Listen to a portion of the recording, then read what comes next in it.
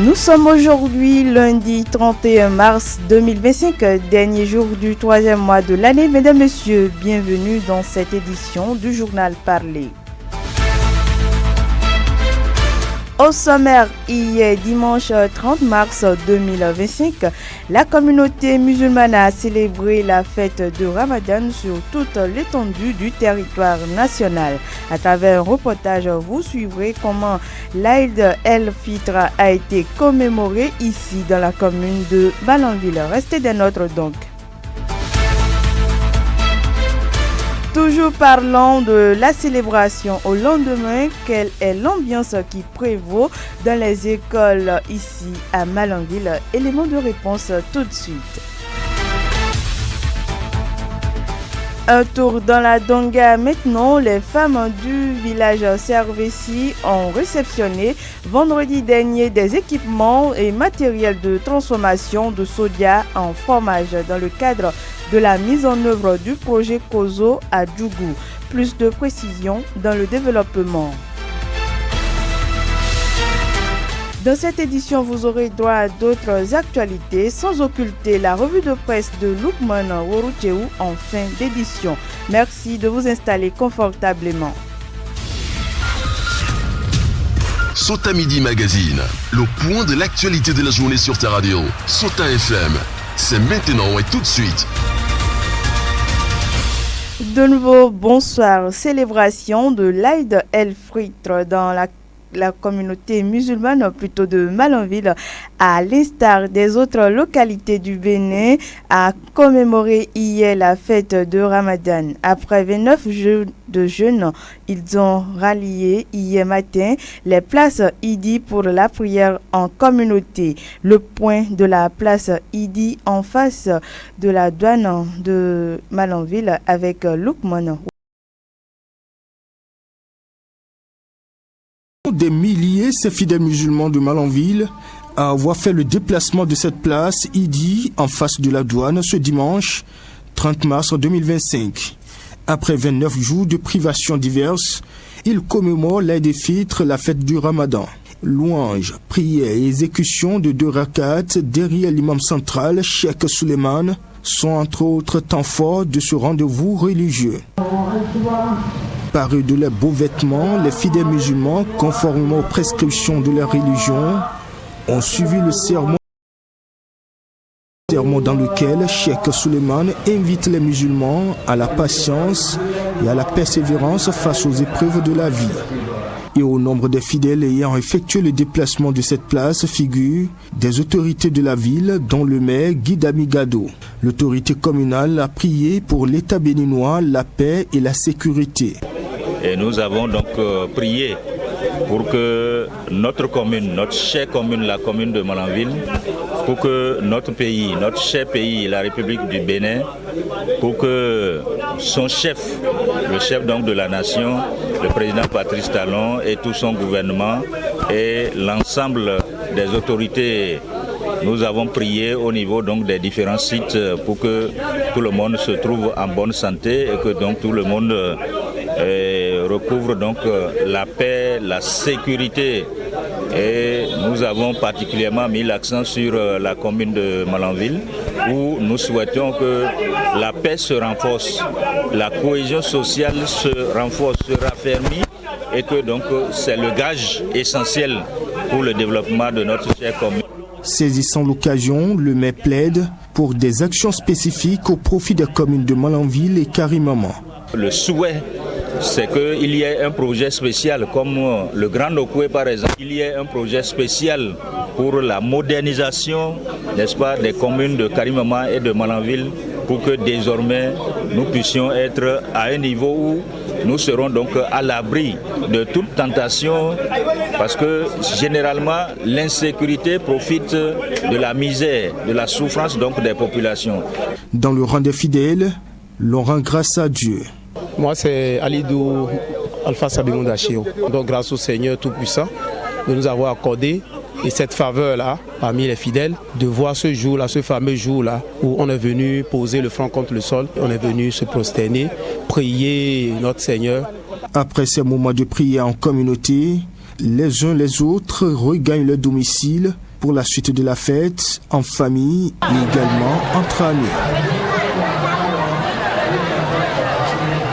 Merci à vous, Lukman Rouroutirou. Dans ce même sillage, après le jeûne du mois de Ramadan, le prophète Mohammed recommande aux fidèles musulmans un jeûne de 6 jours dans le mois de Shawwal, le mois qui succède le mois de Ramadan. Ce jeûne n'est pas obligatoire plutôt, mais renferme d'énormes mérites. Justement, quels sont le sens et la portée spirituelle de ce jeûne pour le musulman? Suivez ce que explique Sarafa Saka, prédicateur islamique sur la question. Concernant le jeûne de Sit Shawwal, c'est-à-dire 6 jours de jeûne dans le mois de Shawwal, le mois qui suit automatiquement le mois de Ramadan. C'est ce mois qu'on appelle Shawwal. Donc jeûner 6 jours dans ce mois est surrogatoire et cela est d'une importance très très capitale. Ça a beaucoup de récompenses aux yeux d'Allah subhanahu wa ta'ala et le prophète a beaucoup recommandé cela. Et en ce qui concerne la portée et le sens des 6 jours de jeûne, le prophète sallallahu alayhi wa sallam, on rapporte un hadith du prophète qui dit quiconque jeûne le mois de Ramadan, soit 29 ou 30 jours, après il jeûne 6 jours du mois de Shawwal, aura la récompense de quelqu'un qui a jeûné durant toute une année. Donc quand quelqu'un a jeûné le mois de Ramadan, le prophète sallallahu alayhi wa sallam l'exhorte et l'appelle à jeûner ces 6 jours-là pour bénéficier aussi de la récompense que cela contient. Donc jeûner 6 jours plus un mois, c'est-à-dire et avoir la récompense de quelqu'un qui a jeûné toute une année, ce n'est pas une récompense à négliger, ce n'est pas quelque chose à négliger. C'est un jeûne qui doit être observé dans l'intervalle du mois de Shawwal qui dit Sarafa Saka, avant que le fidèle ne bénéficie de ses mérites. Notre source parle de la période pendant laquelle il doit être observé et précise qu'il n'est pas obligé de l'exécuter successivement. Extrait de ses propos. Pourquoi on appelle ça le jeûne de 6 jours durant le mois de Shawwal? Parce qu'il faut forcément faire ça dans le mois de Shawwal, avant la fin du mois. Ça peut ne pas être successif ou bien consécutif, mais forcément, c'est l'intermédiaire du début jusqu'à la fin du mois de Shawwal. Ça dépend de la capacité de tout un chacun d'entre nous. Et si l'on veut, on peut le faire successivement, c'est-à-dire les 6 jours-là successifs. Mais si l'on n'a pas la capacité de le faire, il est permis de faire cela. En tout cas, l'essentiel, c'est qu'avant la fin du mois, que l'on finisse ces 6 jours-là. Voilà ce qui est recommandé. Et il est aussi recommandé à ceux qui ont des arriérés du mois de Ramadan de vite finir, de rembourser ces arriérés-là avant de commencer le Sita Shawwal. C'est ce qui est recommandé. De rembourser d'abord les arriérés de Ramadan avant de commencer le Sita Shawwal. Parce que le prophète sallallahu alayhi wa sallam a dit il faut avoir jeûné le mois de Ramadan. Quelqu'un qui a jeûné le mois de Ramadan, en plus 6 jours de Shawwal. Donc si tu n'as pas encore fini le mois de Ramadan, ça veut dire que tu n'es pas encore concerné. Selon certains savants, si tu n'as pas encore fini le mois de Ramadan, tu n'es pas encore concerné. Il faut d'abord finir, compléter le mois de Ramadan, maintenant entamer les 6 jours de Shawwal. Vu l'importance et les mérites de ce jeûne du mois de Shawwal, le prédicateur islamique rencontré invite les citoyens malanvillois au respect de ce jeûne tout en considérant les prescriptions de l'islam. Écoutez Sarafa Saka au micro de la rédaction Sota FM de Ousmane Tinouola. Notre message à l'endroit de la communauté musulmane, c'est que Dieu seul sait qui verra le Ramadan prochain.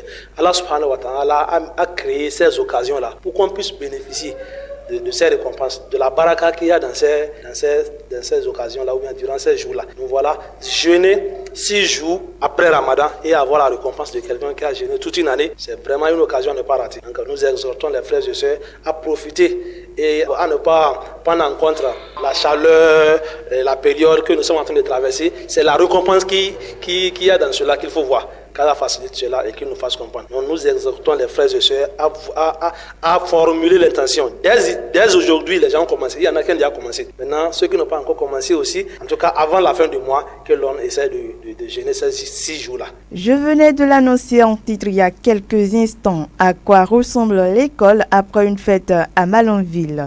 Une question qui mérite d'être posée au lendemain de la fête de Ramadan. C'est un secret de Polichinelle à Malanville qu'après après une fête, certains apprenants brillent par leurs absences dans les établissements scolaires. Qu'en est-il de ce lundi 31 mars 2025? Une équipe de la rédaction a fait le constat dans certains établissements. Il en ressort que plusieurs absences sont enregistrées dans le rang des élèves et écoliers. Narcisse Dovenon est directeur de l'EPP Tacitedji. Il est suivi de Olanto L'Habitant, directeur d'un établissement privé. Dans mon école ici, les enseignants sont là. Vous avez constaté aussi qu'il y a certains élèves qui sont là. Mais tout le monde n'est pas là. Il y a quelques enfants qui sont arrivés, ils ne sont pas tous là. Mais il y a quand même un certain effectif qui est venu dans chaque classe. Après la fête, là, il y a certains enfants, mais certains parents qui croient que bon, comme c'est la fête, on reste à la maison pour faire une semaine, 2 semaines et autres là, avant de reprendre. Or, ce n'est pas l'idéal. Parce que à l'école, on a quand même un emploi de temps, on a un calendrier scolaire à respecter. Et pour une fête, faire 2, 3, 4 jours à la maison, ce n'est pas. Même à l'heure où nous parlons, aujourd'hui, c'est l'intégration. On a commencé l'intégration depuis la semaine passée. Et ça se pose jusqu'à demain. Après demain maintenant, le mercredi, on doit commencer les vacances éducatives de deuxième étape. C'est vrai, c'est un lundi, mais nous avons constaté que les apprenants ne sont pas tous venus à l'école. La raison, c'est la fête. Je crois que d'ici demain, les choses vont reprendre. Puisque l'État n'a pas décidé de chômer la journée de lundi, donc du coup, il doit avoir classe. Les enseignants ont répondu et l'administration a répondu, tous présents. Même les mamans vendeuses ont toutes répondu présentes. Et je pourrais dire, même au primaire, ils sont à 60% au moins, 60-65% de l'effectif, tandis qu'au collège ici, à peine 40% de l'effectif. Saisissant notre canal, ces responsables d'établissement n'ont pas manqué d'amener les parents à envoyer les apprenants à l'école pour la reprise des classes et par la même occasion demander à l'État pour des fois à venir de revoir le calendrier compte tenu des apprenants qui vont se déplacer pour fêter avec leurs parents. Narcisse Dovenon et Olanto L'Habitant qu'on écoute. Bon, à l'endroit des parents, je vais dire de libérer les enfants qui sont encore à la maison. Parce que les enfants sont là-bas. Or, il y a des évaluations qui les attendent. À cette intégration et autres là. Et si l'État décide de férier une journée, ou bien c'est 2 jours que l'État décide de se conformer à la décision de dirigeants, parce que l'État a décidé qu'on férie le dimanche seul. Bon, comme le lundi n'est pas férié, normalement, on doit aller à l'école.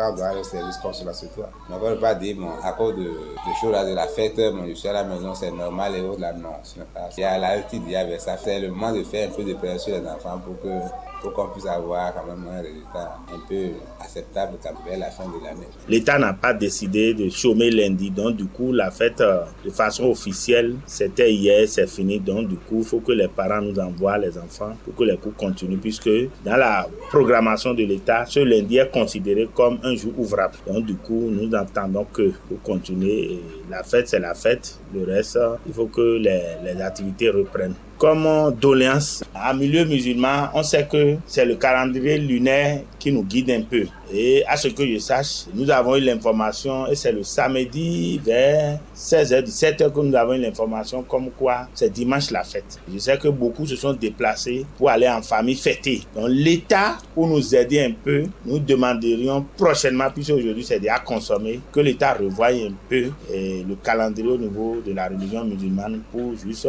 si ce ne reste que 2 jours, tout au moins, ce ne reste que pour ceux qui sont allés en famille de retourner à leur lieu de travail. Mesdames, Messieurs, ce journal se poursuit, mais avant, prenons une courte pause. Sota Info Midi, le point de l'actualité sur ta radio. Je l'avais également annoncé en titre dans le cadre de la mise en œuvre du projet COSO à Djougou. Les femmes du village Servessi, dans le 3e arrondissement de la localité, ont procédé vendredi 28 mars 2025 à la réception provisoire des équipements et matériels destinés à la transformation de soja en fromage. La remise a été effectuée par l'entreprise Yéman Sarl en présence de toutes les parties prenantes. Edith Sarret de la Radio Solidarité de Djougou pour le compte rendu. un moulin, 7 fûts, 2 seaux, 2 bassines, 5 marmites. C'est la composition des équipements reçus par les femmes de Sévessi. Alimatou Nyami, facilitatrice technique du projet COSO du 3e arrondissement de Djougou. Nous avons amené un moulin près de 180 kg, 7 fûts de 200 litres, 2 seaux, 2 bassines, 5 marmites de 100 litres et 5 marmites de 115 litres. Un presseur, nous avons amené 5 moules, 2 broyeurs, 5 passoires, 5 tamis, 20 paires de gants, 20 bouses, 50 cachinets, armoires d'archives et bien d'autres. À travers la remise de ces matériels, le projet COSO vise un objectif clair dans nos communautés. C'est pour la cohésion sociale, pour l'épanouissement de tous et dans le bon sens pour le développement durable. L'autonomisation de la femme, l'épanouissement des femmes, la scolarisation des enfants, l'inclusion. Le chef du 3e arrondissement de Djougou invite les bénéficiaires à en faire bon usage. Issifou Yaya Mamam Touré. Nos remerciements vont directement au gouvernement et toutes les autorités de la commune de Djougou pour avoir respecté l'engagement que nous attendons depuis fort longtemps. Et aujourd'hui, ces choses faites à travers l'établissement Yemen Sal qui nous a amené à Sévessi tout le matériel nécessaire. J'invite toutes les femmes, surtout le comité de suivi de matériel, pour faire bon usage et respecter les conditions de maintenance. Heureuse d'avoir reçu ces équipements, les bénéficiaires, à travers la voix de leur porte-parole Nafissatou Ali, se fondent en remerciements. Donc nous remercions COSO. Nous sommes contents de ce que vous nous avez apporté. On vous salue très sincèrement. On va bien utiliser ça. La même activité s'est déroulée ce jeudi dans les localités de Dendougou, Noumané et Nanougou, toujours dans le 3e arrondissement de Djougou.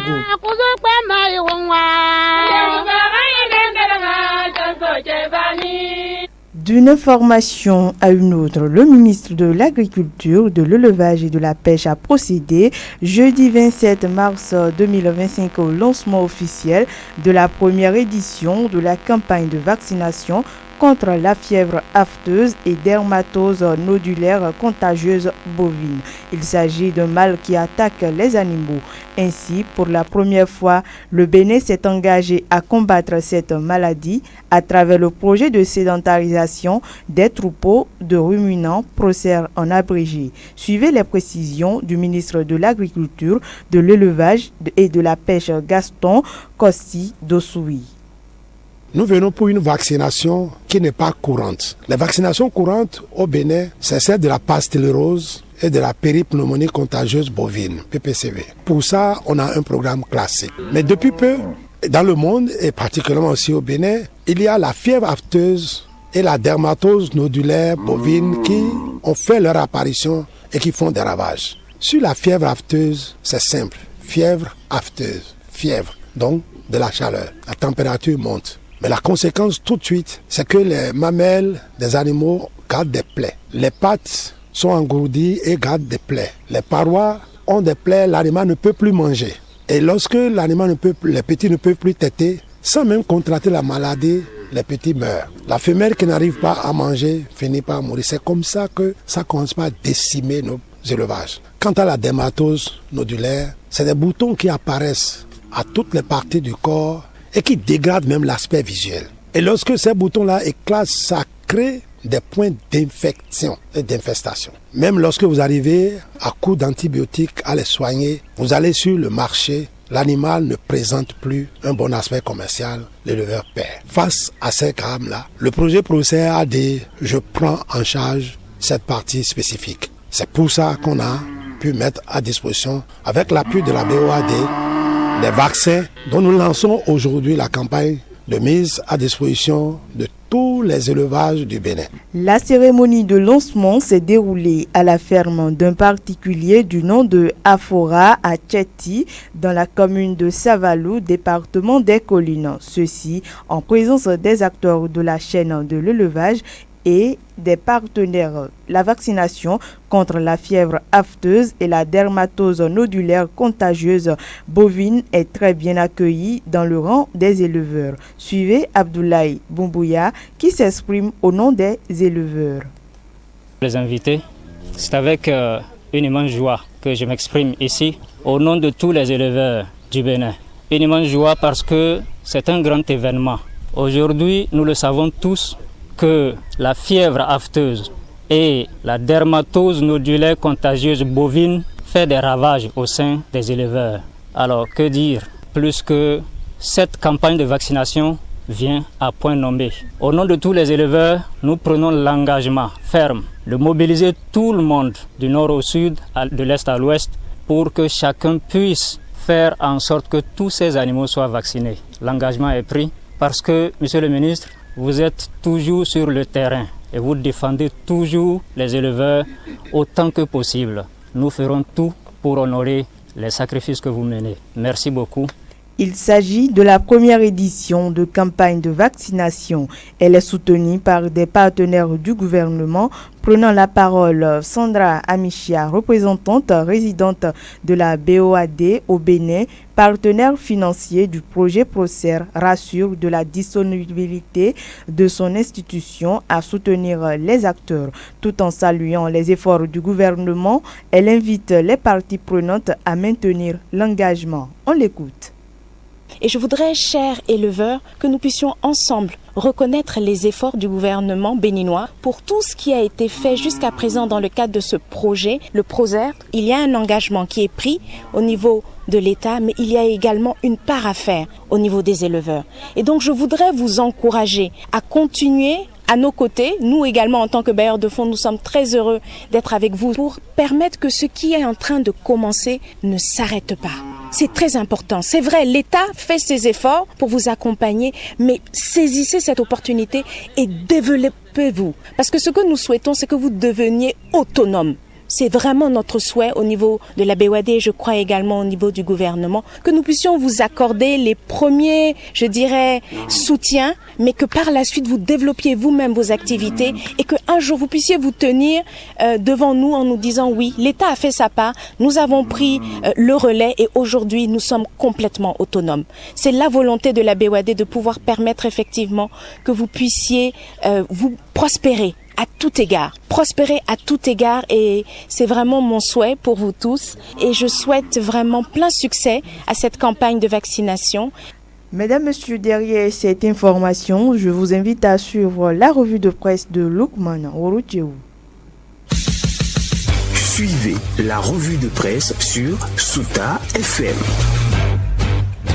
Amis de la plume et du papier, mesdames, messieurs, bonjour. Dans l'actualité ce lundi, démarrons avec la politique. D'entrée, plusieurs journaux s'intéressent à la récente sortie de l'ancien ministre Kandi Dazanaï. À un an de la fin du deuxième mandat du chef de l'État, introduit au quotidien Honoubo, Kandi Dazanaï a fait des déballages et livre, selon la publication, le secret du couvent de ses relations avec Patrice Talon et ses ouvriers de la première heure. Pour commémorer l'an 8 de sa démission du gouvernement Talon le 27 mars 2017, Kandi Dazanaï, précise le pays émergent, a reçu jeudi dernier à son cabinet des professionnels des médias pour une discussion à bâton rompu. Le journal retient de cette nouvelle sortie médiatique que Kandi Dazanaï parle du départ ou non de Patrice Talon en 2026. Le président du parti Restaurer l'Espoir a émis des critiques acerbes, parfois injurieuses, contre Patrice Talon et son régime. Estime la Nouvelle Gazette qui se demande si Dazanaï est un intouchable de la République. Plus loin, Matin Libre s'interroge sur la responsabilité de Kandi Dazanaï. Depuis sa démission du gouvernement aux premières heures de l'avènement de la rupture, l'ex-ministre de la Défense ne manque aucune occasion pour porter des critiques à l'encontre de Patrice Talon et son gouvernement. Seulement, relève mon confrère, l'acteur politique semble ne pas toujours connaître sa responsabilité dans ce qu'il présente comme cauchemar des Béninois aujourd'hui. Mais pour aussi le quotidien, les Béninois semblent bien se désolidariser de plus en plus de Kandi Dazanaï. Est-il toujours écouté dans l'opinion? Peut-il toujours se targuer d'une quelconque popularité comme par le passé? Se demande la publication. En tout cas, selon le journal Le Télégramme, Gandhi Dazanaï interpelle l'ancien président Boni Yayi sur un probable candidat commun avec Patrice Talon. Et de son côté, ainsi dans la suite, Dynamise Info parle du duo de la mouvance à la présidentielle de 2026. Dans la logique de la continuité du pouvoir pour préserver les acquis de la gouvernance actuelle, la mouvance désignera son duo à l'élection présidentielle de 2026, projette le journal qui déconseille la validation de la candidature d'inconnus de la scène publique. À la recherche peut-être d'oiseaux rares pour gouverner à sa suite le Bénin, Patrice Talon qui entend veiller à ce que son successeur n'ait pas un projet de déconstruire les acquis de la rupture. Il devra, sujet mon confrère, présenter au peuple un duo composé d'acteurs politiques bien connus de la scène publique. Pendant ce temps loin de la politique, le matinal annonce que le marché de gros d'Akasato sera ouvert au public le 31 décembre 2025. Le journal souligne que c'est ce qui ressort des propos du ministre d'Industrie et du Commerce Alimatou Chadia Assouman lors d'une émission sur la télévision nationale. Il n'y aura plus de marché à Dantokpa le 31 décembre 2025. Le quartier peut continuer de s'appeler Dantokpa, mais ce ne sera plus le marché Dantokpa, a déclaré la ministre cité par le matinal. Le journal sonne par déduction la fin du marché d'Antokpa le 31 décembre 2025. Effet divers dans les dernières secondes, quotidien Les 4 Vérités rapporte qu'à Soklobo, dans les collines, un enseignant a arraché la femme d'un paysan. La dame, précise le Canard, est mère de 4 enfants et cuisinière au sein de l'équipe en charge de la cantine scolaire d'une école primaire locale. Sans commentaire pour finir, le Télégramme renseigne qu'un homme échange un bœuf contre 17 sacs de maïs. Les autres détails à lire dans les colonnes du Canard. Quant à nous, mesdames et messieurs, on s'arrête ici dans l'espoir de nous retrouver demain pour un autre rendez-vous. Fin de cette revue. Merci de m'avoir suivi. À demain. C'était la revue de presse sur Souta FM.